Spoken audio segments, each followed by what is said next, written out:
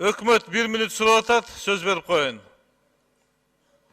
Урматтуу депутаттар, мен сіздердің барыңыздарды мына өзгөчө ушу добуш берерде көңүлүңүздөрдү буруп, ушу токтомду дагы бир карап коюңуздарды суранып кетилем. Себеп дегенде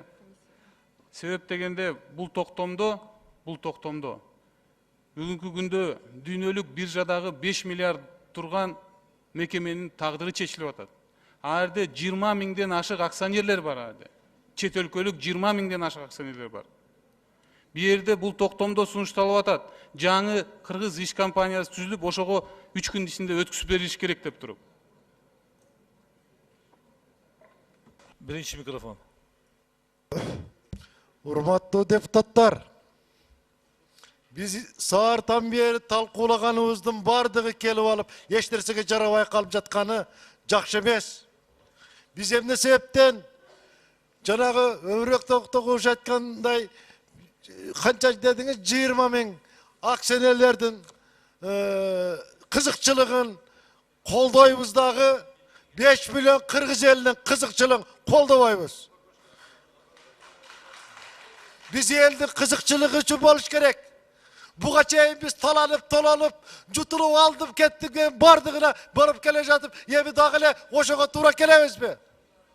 Мына бул Садыр Жапарович ушунча иштегенин көрүп туруп көрмөксөң жасасак, көзү көрүп калат.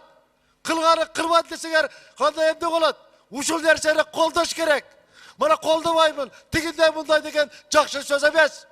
Бул жакшы ел аркада турат. 20 жыл кандай акыбалга келдик? Эми дагы 20 жыл ошондой акыбалга барабызбы? Рахмат. Экинчи микрофон.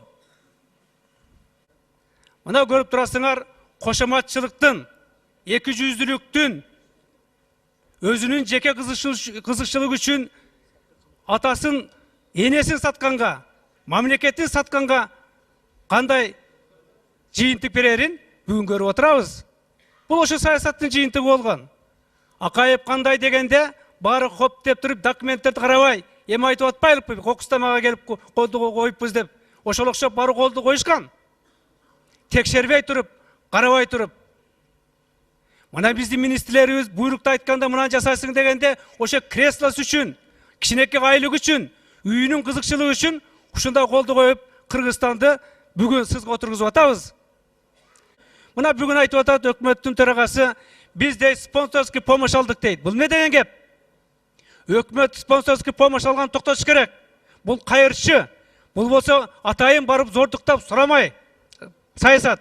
Өкмөт деген андай токтотуп туруп, мыйзам чегинде налогун алыш, мыйзам чегинде өз үлүшүн алыш. Андан башка саясат болуш керек эмес. Жардам бериш. Спонсорлук помощь деген бул алардан буларга берген, мен айтат элем, жанакы пара деп. Эми айтып атышат бизге спонсорский помощь. Ошондон уят эле, урматтуу өкмөт төрагасы. Мынанча биз спонсорский помощь алдык, мынанча 13-жылдын эсебин алдык. Эмки өкмөт эмне кылат? Кетип калсаңар. Исмаил Сагыш, бүтүрүңүз. Ошо Кошуп койгула. Ошо негизинде урматтуу мен министрлерге кайрылып атам. Жаш министрлерге ушундай саясатты жүргүзүлбөгөн. Эртетир кечтир баары артыңар ачылып калат. Рахмат. Ачыгыл айтайлык. Башка сөз эч кимге берилбейт. Сөздү бардыгы сүйлөдү, айта турган айтты, чечим кабыл алайлык. Эки.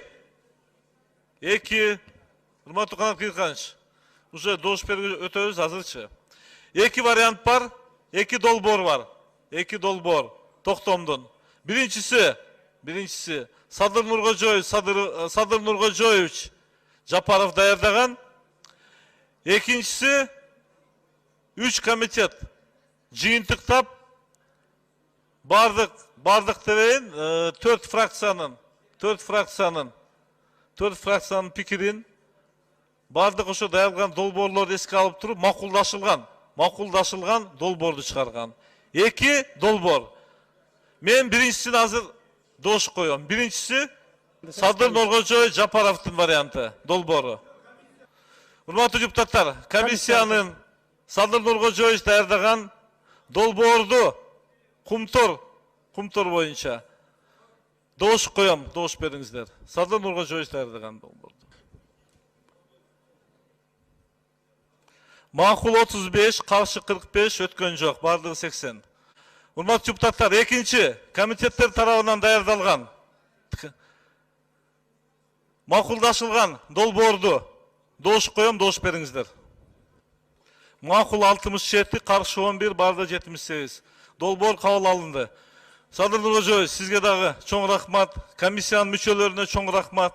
Бул маселени ушул комиссия иштеп чыгарды. Жакшы иш болду. Ушу токтом менен түзүлгөн комиссиянын дагы жогорку кеңеш тарабынан көзөмөлгө алынып, будан нары комитеттер дагы Садыр Нуркожоевич, Кудай буйрса өзүңүз дагы бул комиссияга киресиз, Кудай буйрса. Жумушун жакшынакай алып келгиле. Эл күтүп атат, депутаттар да күтүп атат. Сөз сизде. Рахмат, урматтуу депутаттар, айрыкча колдоп берген депутаттарга чоң ыраазычылыкты билдиремин, комиссиянын атынан жана өзүмдүн атымдан. Экинчи, сиздер кабыл алган азыркы токтом, бул бая ууруларга эле, ууруларды жиберген болдуңар да, бар ууруну кармап кел деп. Мен дагы бир фактын айтып коеюн, мына заместитель министра Аселетко 13 декабрь 2010 жылы жанакы фабриканын ичинде мыйзамсыз курулган печкага активдештирилген көмүрдү күйгүзүп ийип, андан алган алтынды уурдап кетип атканга уруксат берген. Мына ушуну иштете бергиле деп мынакей. Анан ушундай министрлер, зам министрлер контрабанданын уурдап аткандын башында турганда силер ошолорго тапшырма бердиңер да. То есть ууруларды кармап келеле деп ууруларды жиберип атасыңар. Чоң рахмат. Мен бул комиссияга баш тартам, кирбеймин, урматтуу төрага. Мындан ары ишиңерди кыла бергиле. Эгерде комиссия жардам сурап келип, кимге кандай документтер бар болсо, бар экенин сураса, биз бергенге даярбыз. Рахмат. Жардам бериңиз. Бул Кыргызстан үчүн, эл үчүн керек. Андан комиссияңыздагы бардыңыздар, депутаттар, бирок ууруларды кармап кел дегенге бул кошула албасам дагы, бирок көзөмөл кылабыз.